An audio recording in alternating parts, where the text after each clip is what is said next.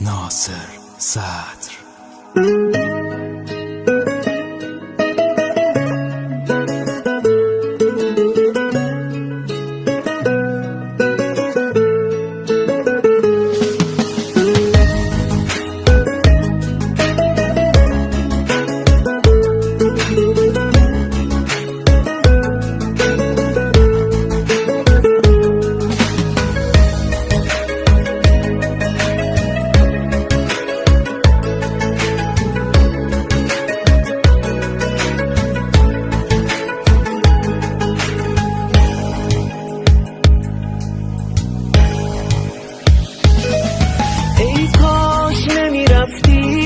به پای تو بسوزم، موندم سر حرفم، سر قولم، من هنوزم.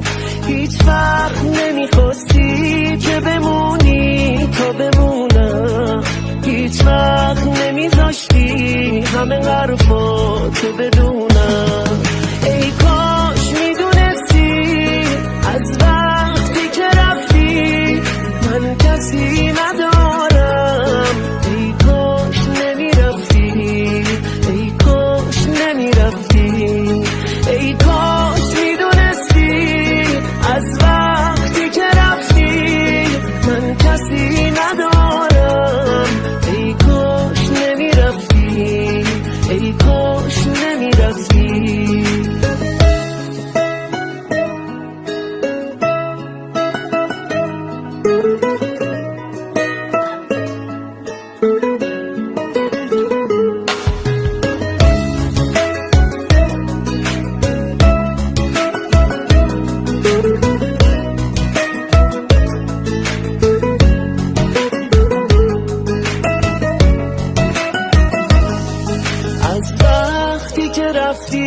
دیگه چشمام سو نداره، این خاطره تلخ منو تنها نمیذاره.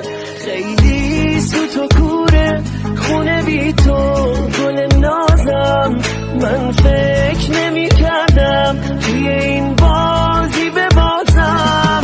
ای کاش میدونستی از وقتی که رفتی من کسی ندارم. ای کاش نمیرفتی، ای کاش نمیرفتی، ای کاش میدونستی از وقتی که رفتی من کسی ندارم.